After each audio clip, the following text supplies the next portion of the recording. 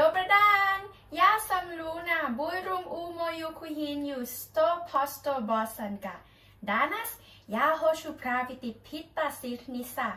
i danas ja hoću govoriti tajlandski. Zato što ja imam puno drugarica hoće znati kako se pravi bosanski hranu. Hajmo se pravi!สวัสดีค่ะลูน่าเองนะคะหรือจะเรียกเป็นชื่อภาษาไทยว่าวรางนะคะวันนี้เราจะมาทำพิตต้าไส้ชีสกันเดี๋ยวไปดูกันเลยค่ะว่ามีอะไรกันบ้างไปจ้ะ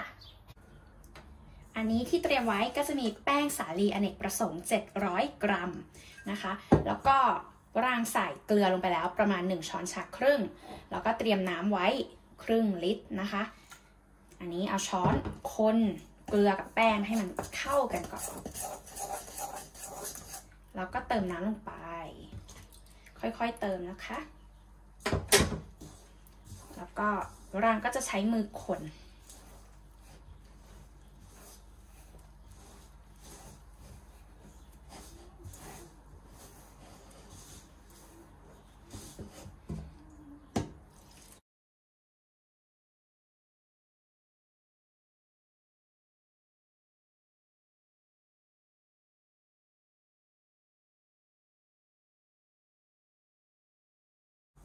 ได้แล้วนะคะเนื้อแป้งจะต้องเป็นอย่างนี้คือจะต้องกึ่งเปียกกึ่งแห้งนะคะเพราะว่าเดี๋ยวเวลาเรานวดเนี่ยมันก็จะแห้งขึ้นไปอีกทีนี้ถ้าสมมติว่าเราอยากให้เปียกมากกว่านี้เนี่ยเวลากางแป้งมันก็จะบางไปนะคะอ่ะได้แล้วแหละเดี๋ยวเราไปนวดกันทีนี้ใส่เครื่องเลยจ้าสำหรับเครื่องนะคะใช้ความเร็วที่ประมาณเบอร์ 1 ถึงเบอร์ 2ก็นวดประมาณ10 ถึง 20 นาทีแต่ถ้าเกิดชอบให้นวดนานๆแป้งมันก็จะกางง่ายขึ้นบางทีก็ทิ้งไว้เลย30 นาทีแต่ถ้าเกิดใครไม่มีเครื่องนวดนะคะแนะนำให้นวดมือเหนื่อยหน่อยนึงแต่ว่าผลลัพธ์ออกมาก็เหมือนกันแต่ต้องนวดให้เนียนนะประมาณ 20-30 นาทีพอเห็นแป้งเนียนปุ๊บก็หยุดได้นะคะไปเลยจ้าเดี๋ยวไปนวดกันอย่าปล่อยน้องเขาทำงานไปจ้าทำงานลูกจ้านวดเสร็จแล้วนะคะเดี๋ยวเรามาแบ่งแป้งกันเนาะนวลเนียนมากเลยนะคะน้องแป้ง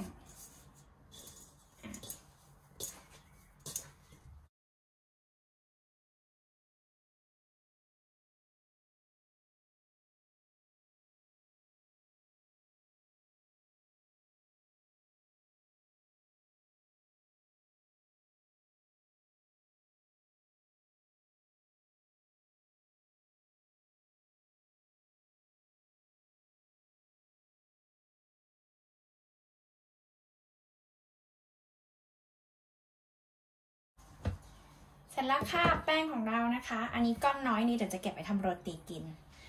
เสร็จปุ๊บนะคะโรยน้ำมันนิดนึงถ้าไม่อยากใช้น้ำมันเยอะก็ไม่ต้องโรยก็ได้นะคะแต่ว่าสำหรับคนที่เริ่มทำครั้งแรกหรือว่าครั้งแรกๆเนี่ยแนะนำให้ใช้น้ำมันช่วยไปก่อนเพราะมันจะทำให้แป้งกางง่ายเนาะ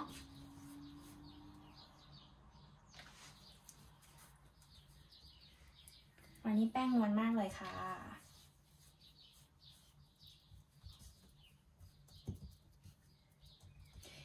อยากให้น้องโรตีนิดนึง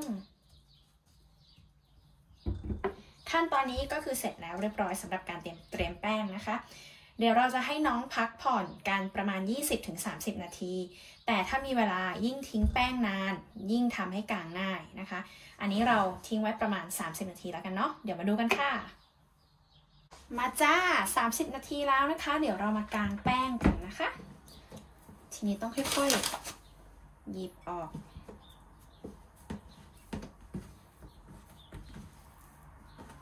ชุบ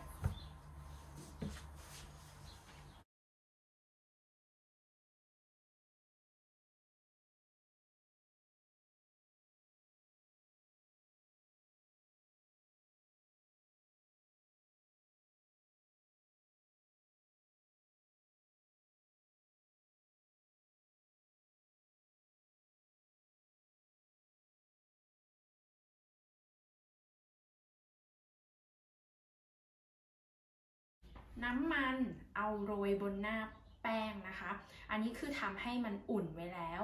เพราะว่ามันจะได้กางง่ายโรยลงไปเอามือเกลี่ยน้ำมันให้ทั่วแป้งนะคะ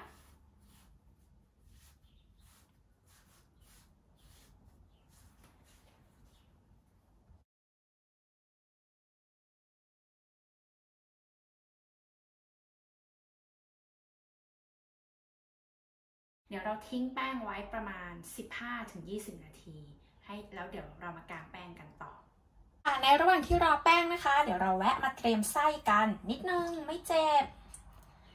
อันนี้ชีสที่ใช้คือชีสนมวัวนะคะปกติบางคนเขาก็จะใส่ชีสกับผสมกันหลายอย่างก็จะมีคอตเทจชีสแต่ทีนี้เนี่ยเราไม่ชอบเราชอบยี่ห้อนี้ต้องเป็นยี่ห้อนี้เท่านั้นนะคะซื้อที่Lidl ก็คือห้างจากประเทศเยอรมนีซึ่งเข้ามาเปิดกิจการที่สวิตเซอร์แลนด์นะคะใส่ครีมเข้มข้นประมาณ3 ช้อนโต๊ะนะคะครีมเข้มข้นคือตัวนี้อันนี้ใช้ยี่ห้อไหนก็ได้นะคะ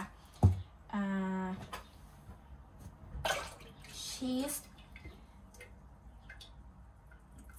1 ก้อนจะประมาณ300 กรัมนะคะอันนี้จะใช้ประมาณ2 ก้อนครึ่งเพราะว่าเป็นคนชอบกินไส้เยอะนะคะเรียบร้อยแล้วก็ใช้มือคนเลยจ้าบี้เลยจ้า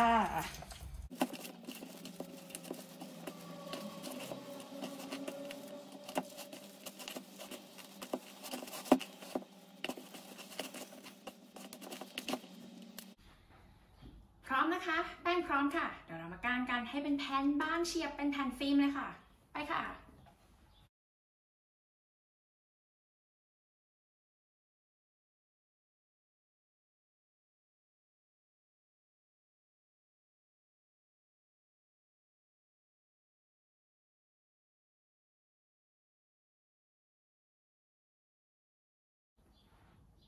เริ่มใส่ไส้เลยนะคะ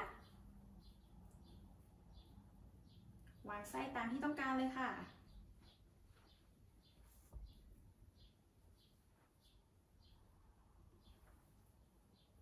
ผ้าที่ใช้รองเป็นผ้าคอตตอนธรรมดานะคะแต่ว่าอันนี้รอง2 ชั้นเพราะว่ากลัวโต๊ะเป็นรอยซึ่งเป็นรอยไปแล้วนะคะเรียบร้อยเสร็จแล้วม้วนค่ะถ้าชอบแป้งหนาก็ม้วนหนาค่ะถ้าชอบแป้งบางก็ม้วนน้อยค่ะสำหรับตัวรางเองนะคะรางชอบทานแป้งบางๆค่ะตัดค่ะ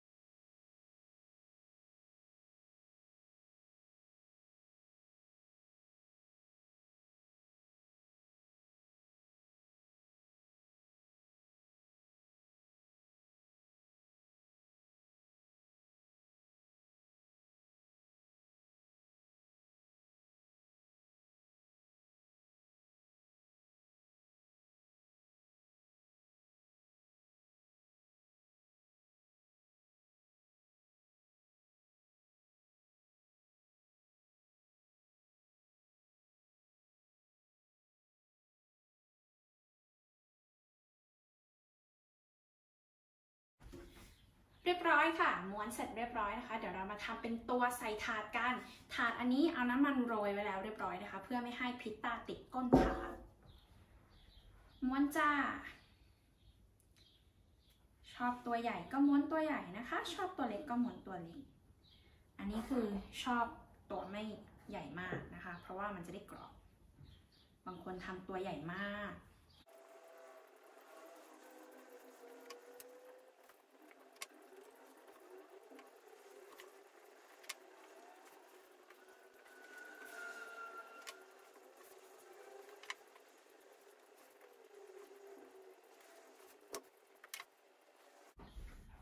เรียบร้อยจ้า1 ถาดนะจ๊ะจะออกมาเป็นหน้าตาแบบนี้นะคะก็เดี๋ยวเราเอาเนยนะคะทาให้ครบทุกตัวเลย บนหน้าแล้วก็เราเอาไปอบที่เตาอบอุณหภูมิ250องศาเซลเซียสนะคะประมาณ 15-20 นาทีแต่ก่อนหน้านั้นคือต้องวอร์มเตาอบให้ร้อนจัดๆก่อนนะคะทานเลยจ้าเดี๋ยวไปอบกันนะจ๊ะนี่นะจ๊ะพิซซ่าออกมาจากเตาก็จะเป็นแบบนี้ค่ะเดี๋ยวเรายังไม่เสร็จนะคะเราจะเอาครีมผสมเนยที่อุ่นไว้นะคะโรยหน้าแต่ละตัว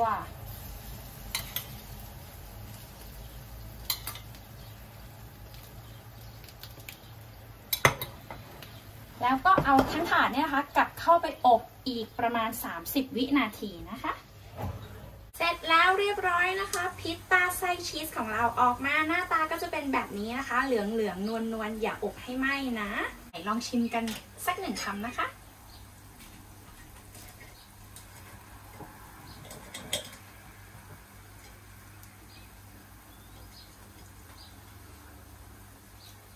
พิซซ่า